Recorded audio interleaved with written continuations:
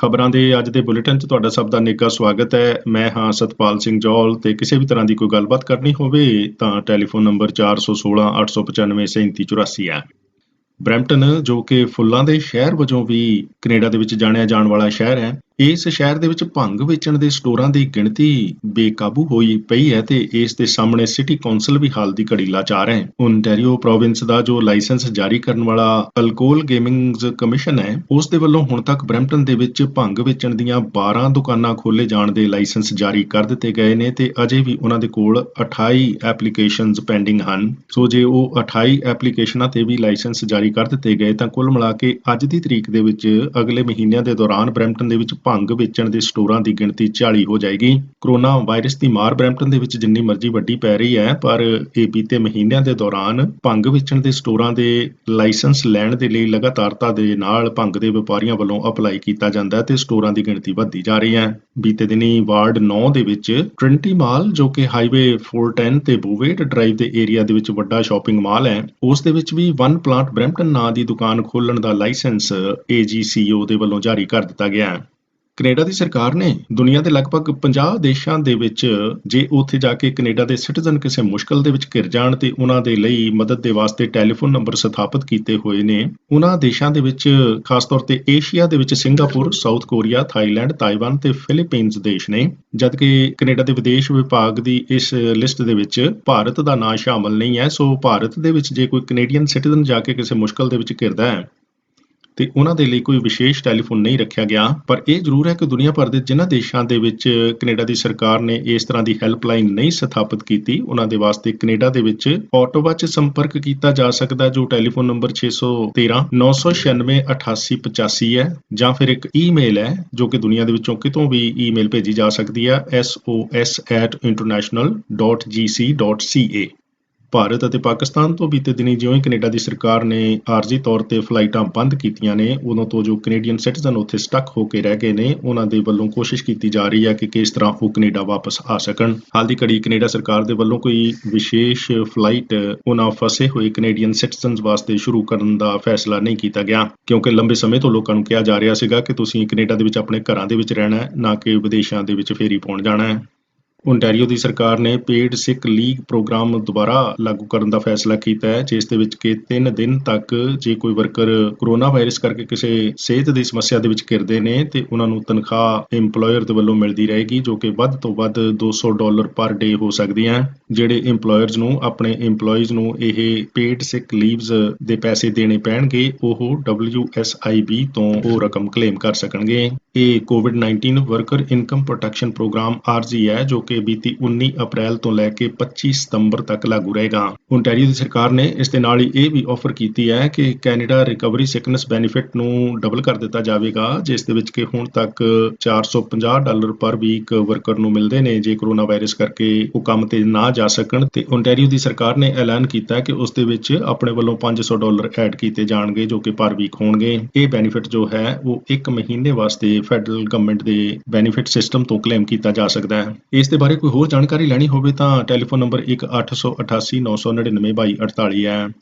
ਅੱਜ 29 ਅਪ੍ਰੈਲ ਕੈਨੇਡਾ ਦੇ ਵਿੱਚ 2021 ਸਾਲ ਦਾ ਸਿੱਖ ਹੈਰੀਟੇਜ ਮੰਥ, ਜੋ ਅਪ੍ਰੈਲ ਦੇ ਬੀਤੇ ਦਿਨਾਂ ਦੇ ਦੌਰਾਨ ਚੱਲਦਾ ਰਿਹਾ, ਕੱਲ ਨੂੰ ਸਮਾਪਤ ਹੋ ਜਾਏਗਾ। ਅਪ੍ਰੈਲ ਦਾ ਮਹੀਨਾ ਕੈਨੇਡਾ ਦੇ ਵਿੱਚ ਸਿੱਖ ਹੈਰੀਟੇਜ ਮੰਥ, ਜਿਸ ਦੇ ਦੌਰਾਨ ਕਿ ਆਮ ਤੌਰ ਤੇ ਸਿੱਖ ਕੌਮ ਨੂੰ ਹੋਰਨਾਂ ਕੌਮਾਂ ਦੇ ਪ੍ਰਤੀ ਆਪਣੇ ਬਾਰੇ ਜਾਣਕਾਰੀ ਦੇਣ, ਅਵੇਅਰਨੈਸ ਫੈਲਾਉਣ ਦਾ ਮੌਕਾ ਮਿਲਦਾ ਹੈ। ਪਰ ਇਸ ਵਾਰ ਕਰੋਨਾ ਵਾਇਰਸ ਕਰਕੇ ਆਮ ਤੌਰ ਤੇ ਜੋ ਵੀ ਕੁਝ ਫੰਕਸ਼ਨ ਹੋ ਸਕੇ ਨੇ, ਉਹ ਸਾਰੇ ਵਰਚੁਅਲ ਹੀ ਰਹੇ ਨੇ। ਕੈਨੇਡਾ ਦੇ ਪ੍ਰਧਾਨ ਮੰਤਰੀ ਨੇ ਕੱਲ ਇੱਕ ਵਾਰ ਫਿਰ ਜ਼ੋਰ ਦੇ ਕੇ ਇਹ ਗੱਲ ਆਖੀ ਹੈ ਕਿ ਆਸਟਰਾਜ਼ੈਨੇਕਾ ਵੈਕਸੀਨ ਜੋ ਹੈ ਉਹ ਪੂਰੀ ਤਰ੍ਹਾਂ ਸੁਰੱਖਿਅਤ ਹੈ ਤੇ ਅਸਰਦਾਰ ਵੀ ਹੈ। ਭਾਵੇਂ ਕਿ ਕੁਬੈਕ ਦੇ ਵਿੱਚ ਇੱਕ ਔਰਤ ਦੀ ਆਸਟਰਾਜ਼ੈਨੇਕਾ ਦਾ ਟੀਕਾ ਲਵਾਉਣ ਤੋਂ ਬਾਅਦ ਮੌਤ ਹੋ ਚੁੱਕੀ ਹੈ, ਪ੍ਰਧਾਨ ਮੰਤਰੀ ਟਰੂਡੋ ਨੇ ਆਖਿਆ ਕਿ ਜਿੰਨੀਆਂ ਵੀ ਕਰੋਨਾ ਵਾਇਰਸ ਦੀਆਂ ਵੈਕਸੀਨਜ਼ ਹੈਲਥ ਕੈਨੇਡਾ ਵੱਲੋਂ ਅਪਰੂਵ ਕੀਤੀਆਂ ਗਈਆਂ ਨੇ, ਜਿਨ੍ਹਾਂ ਦੇ ਵਿੱਚ ਕਿ ਆਸਟਰਾਜ਼ੈਨੇਕਾ ਸ਼ਾਮਲ ਹੈ, ਉਹ ਸਾਰੀਆਂ ਪੂਰੀ ਤਰ੍ਹਾਂ ਸੁਰੱਖਿਅਤ ਨੇ। ਉਧਰ ਕੈਨੇਡਾ ਦੇ ਵਿੱਚ ਵਿਰੋਧੀ ਧਿਰ ਕੰਜ਼ਰਵੇਟਿਵ ਪਾਰਟੀ ਦੇ ਆਗੂ ਏਰਿਨ ਓਟੂਲ ਨੇ ਬੀਤੇ ਕੱਲ ਪ੍ਰਧਾਨ ਮੰਤਰੀ ਨੂੰ ਹੈਲਥ ਕੈਨੇਡਾ ਵੱਲੋਂ ਅਪਰੂਵ ਕੀਤੀ ਗਈ ਫਾਈਜ਼ਰ ਦਵਾਈ ਦੇ ਬਾਰੇ ਇੱਕ ਤਿੱਖਾ ਸਵਾਲ ਕੀਤਾ ਗਿਆ, ਜਿਸ ਦੇ ਵਿੱਚ ਇਹ ਕਿਹਾ ਗਿਆ ਕਿ ਉਦੋਂ ਜਦੋਂ ਕਿ ਫਾਈਜ਼ਰ ਵੈਕਸੀਨ ਦੇ ਮੈਨੂਫੈਕਚਰਰ ਇਹ ਦਾਅਵਾ ਕਰਦੇ ਨੇ ਕਿ ਉਹਨਾਂ ਦੀ ਇਸ ਵੈਕਸੀਨ ਦਾ ਦੂਸਰਾ ਟੀਕਾ ਪਹਿਲੇ ਟੀਕੇ ਤੋਂ 21 ਦਿਨਾਂ ਦੇ ਵਿੱਚ ਲੱਗ ਜਾਣਾ ਚਾਹੀਦਾ ਹੈ, ਤੇ ਫਿਰ ਜੋ ਲੋਕਾਂ ਨੂੰ ਇਹ ਦੂਸਰੇ ਟੀਕੇ ਵਾਸਤੇ ਕੈਨੇਡਾ ਵਿੱਚ 4 ਮਹੀਨੇ ਤੱਕ ਦੀ ਜਿਹੜੀ ਅਪੁਆਇੰਟਮੈਂਟ ਦਿੱਤੀ ਜਾ ਰਹੀ ਹੈ, ਇਸ ਦੀ ਕੀ ਤੁਕ ਬਣਦੀ ਹੈ। ਇਸ ਇਸ ਦਾ ਜਵਾਬ ਕੈਨੇਡਾ ਦੀ ਸਰਕਾਰ ਨੇ ਹਾਲ ਦੀ ਘੜੀ ਨਹੀਂ ਦਿੱਤਾ। ਹੁਣ ਤੱਕ ਕੈਨੇਡਾ ਦੇ ਵਿੱਚ 3% ਅਜਿਹੇ ਲੋਕ ਨੇ ਜਿਨ੍ਹਾਂ ਨੂੰ ਕੋਈ ਕਰੋਨਾ ਵਾਇਰਸ ਦੀ ਵੈਕਸੀਨ ਤੋਂ ਦੋਨੋਂ ਹੀ ਟੀਕੇ ਲੱਗ ਚੁੱਕੇ ਨੇ। ਉਧਰ ਕੈਨੇਡਾ ਦੇ ਮੁਕਾਬਲੇ ਅਮਰੀਕਾ ਤੇ ਬਰਤਾਨੀਆ ਜਾਂ ਯੂਨਾਈਟਿਡ ਕਿੰਗਡਮ ਲੋਕਾਂ ਨੂੰ ਵੈਕਸੀਨੇਟ ਕਰਨ ਦੇ ਵਿੱਚ ਕੈਨੇਡਾ ਤੋਂ ਕਿਤੇ ਅੱਗੇ ਨਿਕਲ ਚੁੱਕੇ ਨੇ। ਇੱਥੋਂ ਤੱਕ ਕਿ ਨਿਊਯਾਰਕ ਦੇ ਮੇਅਰ ਨੇ ਤੇ ਇਹ ਵੀ ਕਹਿ ਦਿੱਤਾ ਹੈ ਕਿ 1 ਜੁਲਾਈ ਤੋਂ ਸ਼ਹਿਰ ਦੇ ਵਿੱਚ ਬਿਜ਼ਨਸ ਐਜ਼ ਯੂਜ਼ੁਅਲ ਭਾਵ ਕਿ ਸਭ ਕੁਝ ਖੁੱਲ ਜਾਏਗਾ। ਕੈਨੇਡਾ ਨੂੰ ਲੰਬੇ ਸਮੇਂ ਤੋਂ ਉਡੀਕੀ ਜਾ ਰਹੀ Johnson and Johnson corona virus the vaccine the supply ਕੱਲ ਮਿਲਣੀ ਸ਼ੁਰੂ ਹੋ ਗਈ ਹੈ ਤੇ 3 ਲੱਖ ਤੋਂ ਜ਼ਿਆਦਾ ਇਸ ਦਵਾਈ ਦੀਆਂ ਡੋਜ਼ਸ ਕੱਲ ਟੋਰਾਂਟੋ ਪੀਅਰਸਨ ਇੰਟਰਨੈਸ਼ਨਲ 에ਅਰਪੋਰਟ ਤੇ ਪਹੁੰਚੀਆਂ ਨੇ। ਉਧਰ ਪ੍ਰਧਾਨ ਮੰਤਰੀ ਜਸਟਿਨ ਟਰੂਡੋ ਨੇ ਆਖਿਆ ਹੈ ਕਿ ਵੈਕਸੀਨ ਦੀ ਸਪਲਾਈ ਜੋ ਹੈ ਇਹ ਦੇਸ਼ ਭਰ ਦੇ ਵਿੱਚ ਪ੍ਰੋਵਿੰਸਸ ਨੂੰ ਜਿਸ ਤਰੀਕੇ ਦੇ ਨਾਲ ਐਗਰੀਮੈਂਟ ਹੋਏ ਨੇ ਪਰ ਕੈਪੀਟਾ ਬੇਸਿਸ ਤੇ ਜੋ ਹੈ ਇਹ ਡਿਲੀਵਰ ਕਰਨੀ ਜਾਰੀ ਰੱਖੀ ਜਾਵੇਗੀ। ਉਹਨਾਂ ਨੇ ਕਿਹਾ ਕਿ ਜੋ ਦੇਸ਼ ਦੇ ਵਿੱਚ ਕਰੋਨਾ ਵਾਇਰਸ ਤੋਂ ਵੱਧ ਪ੍ਰਭਾਵਿਤ ਏਰੀਆਜ਼ ਨੇ ਭਾਵ ਕਿ ਹੌਟ ਸਪੌਟਸ ਨੇ ਟੋਰਾਂਟੋ ਤੇ ਪੀਲ ਵਰਗੇ ਇਲਾਕੇ, ਉਹਨਾਂ ਨੂੰ ਦਵਾਈ ਦੀ ਇੱਕਦਮ ਵੱਧ ਸਪਲਾਈ ਦੇਣ ਦਾ ਉਹਨਾਂ ਦਾ ਕੋਈ ਵਿਚਾਰ ਨਹੀਂ ਹੈ। ਇਸੇ ਦੌਰਾਨ ਟੋਰਾਂਟੋ, ਬਰੈਂਪਟਨ, ਮਿਸਿਸਾਗਾ ਤੇ ਕੈਲੇਟਨ ਦੇ ਵਿੱਚ ਵੈਕਸੀਨ ਦੀ ਸਪਲਾਈ ਅਗਲੇ ਦਿਨਾਂ ਦੇ ਦੌਰਾਨ ਬਿਹਤਰ ਹੋ ਜਾਣ ਤੋਂ ਬਾਅਦ ਵੈਕਸੀਨੇਸ਼ਨ ਪ੍ਰੋਸੈਸ ਵਿੱਚ ਤੇਜ਼ੀ ਆਉਣ ਦੀ ਸੰਭਾਵਨਾ ਹੈ। ਉਧਰ ਓਨਟਾਰੀਓ ਦੀ ਹੈਲਥ ਮਿਨਿਸਟਰੀ ਨੇ ਬੀਤੇ ਕੱਲ ਇੱਕ ਸਖਤ ਫੈਸਲਾ ਲੈਂਦਿਆਂ ਹਸਪਤਾਲਾਂ ਦੇ ਵਿੱਚ ICU ਦੇ ਵਿੱਚ ਭਰਤੀ ਮਰੀਜ਼ਾਂ ਨੂੰ ਨਰਸਿੰਗ ਹੋਮ ਤੇ ਰਿਟਾਇਰਮੈਂਟ ਹੋਮਸ ਦੇ ਵਿੱਚ ਭੇਜਣ ਨੂੰ ਹਰੀ ਝੰਡੀ ਦੇ ਦਿੱਤੀ ਹੈ। ਅਜਿਹੇ ਮਰੀਜ਼ਾਂ ਨੂੰ ਉਦੋਂ ਵੀ ਹਸਪੀਟਲ ਦੇ ICU ਦੇ ਵਿੱਚੋਂ ਰਿਟਾਇਰਮੈਂਟ ਹੋਮ ਜਾਂ ਨਰਸਿੰਗ ਹੋਮਸ ਦੇ ਵਿੱਚ ਭੇਜਿਆ ਜਾ ਸਕਦਾ ਹੈ ਜਦੋਂ ਕਿ ਉਹ ਖੁਦ ਉੱਥੇ ਨਾ ਜਾਣਾ ਚਾਹੁੰਦੇ ਹੋਣ। ਹੈਲਥ ਮਿਨਿਸਟਰ ਕ੍ਰਿਸਟੀ ਏਲੀਅਟ ਨੇ ਆਖਿਆ ਕਿ ਇਹ ਸਖਤ ਫੈਸਲਾ ਮਜਬੂਰ ਹੋ ਕੇ ਲੈਣਾ ਪਿਆ ਹੈ ਕਿਉਂਕਿ ਹਾਲ ਦੀ ਘੜੀ ਹਸਪਤਾਲਾਂ ਦੇ ਵਿੱਚ ਕਰੋਨਾ ਵਾਇਰਸ ਦੇ ਮਰੀਜ਼ ਲਗਾਤਾਰਤਾ ਦੇ ਨਾਲ ਵਧਣੇ ਜਾਰੀ ਨੇ ਤੇ ਨਵੇਂ ਮਰੀਜ਼ਾਂ ਵਾਸਤੇ ਐਮਰਜੈਂਸੀ ਦੇ ਵਿੱਚ ICU ਬੈੱਡਸ ਫ੍ਰੀ ਕਰਨਾ ਬਹੁਤ ਜ਼ਰੂਰੀ ਹੈ। ਉਧਰ public health agency of Canada ਦੇ ਰਿਕਾਰਡਸ ਦੇ ਮੁਤਾਬਕ ਹੁਣ ਤੱਕ ਕੈਨੇਡਾ ਦੇ ਜੋ ਇੰਟਰਨੈਸ਼ਨਲ 에ਅਰਪੋਰਟ 4 ਖੁੱਲ੍ਹੇ ਨੇ ਟੋਰਾਂਟੋ, ਮੌਂਟਰੀਅਲ, ਕੈਲਗਰੀ ਤੇ ਵੈਨਕੂਵਰ। ਖਾਸ ਤੌਰ ਤੇ ਵੈਨਕੂਵਰ ਤੇ ਟੋਰਾਂਟੋ ਵਿਖੇ ਪਿਛਲੇ 22 ਫਰਵਰੀ ਤੋਂ 19 ਅਪ੍ਰੈਲ ਤੱਕ 400 ਤੋਂ ਜ਼ਿਆਦਾ ਅਜਿਹੇ ਲੋਕਾਂ ਨੂੰ ਜੁਰਮਾਨੇ ਕੀਤੇ ਗਏ ਨੇ ਜੋ ਕਿ ਵਿਦੇਸ਼ ਤੋਂ 에ਅਰਪੋਰਟ ਦੇ ਵਿੱਚ ਪਹੁੰਚ ਕੇ ਕਰੋਨਾ ਵਾਇਰਸ ਦਾ ਟੈਸਟ ਕਰਾਉਣ ਤੋਂ ਇਨਕਾਰੀ ਹੋਏ ਤੇ ਜਾਂ ਫਿਰ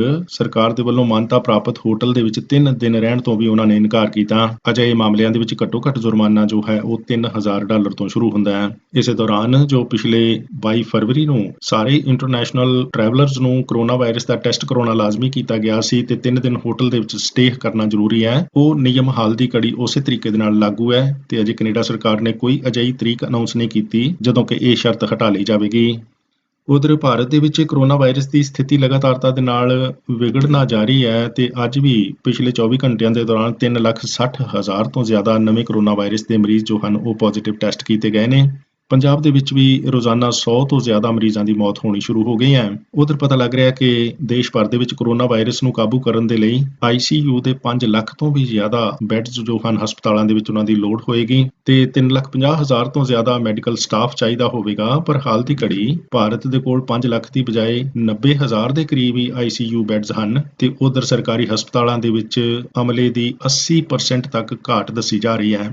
ਇਧਰ ਓਨਟਾਰੀਓ ਦੇ ਵਿੱਚ ਓਨਟਾਰੀਓ ਪ੍ਰੋਵਿੰਸ਼ੀਅਲ ਪੁਲਿਸ ਨੇ ਡਰਾਈਡਨ ਸ਼ਹਿਰ ਦੇ ਲਾਗੇ ਬੀਤੇ ਹਫ਼ਤਾ ਅੰਤ ਦੇ ਦੌਰਾਨ ਬਰੈਂਪਟਨ ਵਾਸੀ ਸਰਬਜੀਤ ਸਿੰਘ ਜਿਸ ਦੀ ਉਮਰ 26 ਸਾਲ ਹੈ ਤੇ ਵਾਟਰਲੂ ਦਾ ਵਾਸੀ ਜਤਿੰਦਰ ਧਾਲੀਵਾਲ ਜਿਸ ਦੀ ਉਮਰ 35 ਸਾਲ ਹੈ, ਇਹਨਾਂ ਦੋਨਾਂ ਨੂੰ ਗ੍ਰਿਫਤਾਰ ਕਰਨ ਦਾ ਦਾਅਵਾ ਕੀਤਾ ਹੈ ਜਿਨ੍ਹਾਂ ਦੇ ਕੋਲੋਂ ਕਿ ਨਸ਼ੀਲੇ ਪਦਾਰਥ ਹੈਰੋਇਨ ਤੇ ਗੈਰ ਕਾਨੂੰਨੀ ਹਥਿਆਰ ਜ਼ਬਤ ਕੀਤੇ ਗਏ ਨੇ। ਇਹਨਾਂ ਦੋਨਾਂ ਨੂੰ ਆਮ ਟ੍ਰੈਫਿਕ ਸਟਾਪ ਦੇ ਦੌਰਾਨ ਹੀ ਪੁਲਿਸ ਨੇ ਕਾਬੂ ਕੀਤਾ ਹੈ ਤੇ ਦੋਨਾਂ ਦੀ ਪੇਸ਼ੀ ਅਦਾਲਤ ਦੇ ਵਿੱਚ ਹੁਣ ਡਰਾਈਡਨ ਵਿਖੇ ਹੋਏਗੀ 14 ਜੂਨ ਨੂੰ। ਉਧਰ ਕੈਲੇਡਨ ਦੇ ਲਾਗੇ ਔਰੇਂਜਵਿਲ ਕੋਰਟ ਦੇ ਵਿੱਚ ਵੀ ਬੀਤੇ ਮਹੀਨਿਆਂ ਦੌਰਾਨ ਅਪਰਾਧਿਕ ਦੋਸ਼ਾਂ ਵਿੱਚ ਕਾਬੂ ਆਉਂਦੇ ਰਹੇ ਮੁਲਜ਼ਮਾਂ ਜਿਨ੍ਹਾਂ ਦੇ ਵਿੱਚ ਕਿ ਪੰਜਾਬੀ ਤੇ ਪੰਜਾਬਣਾ ਸ਼ਾਮਲ ਨੇ, ਉਹਨਾਂ ਦੀਆਂ ਪੇਸ਼ੀਆਂ ਜਾਰੀ ਰਹਿੰਦੀਆਂ ਨੇ। ਸੋ ਕੈਨੇਡਾ ਦੀਆਂ ਕਚਹਿਰੀਆਂ ਦੇ ਵਿੱਚ ਨਿਤ ਦਿਨ ਉਹਨਾਂ ਲੋਕਾਂ ਦੇ ਮੇਲੇ ਆਮ ਲੱਗਦੇ ਰਹਿੰਦੇ ਨੇ ਜੋ ਆਪਣੇ ਮੁਲਕਾਂ ਤੋਂ ਜਾਂ ਕਹ ਲਓ ਵੀ ਪੰਜਾਬ ਤੋਂ, ਭਾਰਤ ਤੋਂ ਵੀ ਨਿਕਲੇ ਜਾਂ ਨਿਕਲੀਆਂ ਤਾਂ ਆਪਣੇ ਕੋਈ ਸਵਰਗੀ ਜੀਵਨ ਸਿਰਜਣ ਵਾਸਤੇ ਸਨ ਪਰ ਭਟਕਣ ਵਿੱਚ ਪੈ ਕੇ ਨਰਕ ਜਾਂ ਫਿਰ ਦੁੱਖਾਂ ਭਰਿਆ ਜੀਵਨ ਭੋਗਣਾ ਜਾਰੀ ਹੈ। ਖਬਰਾਂ ਦੇ ਬੁਲੇਟਿਨ ਨਾਲ ਜੁੜੇ ਸੀ ਮੈਂ ਹਾਂ ਸਤਪਾਲ ਸਿੰਘ ਜੌਲ।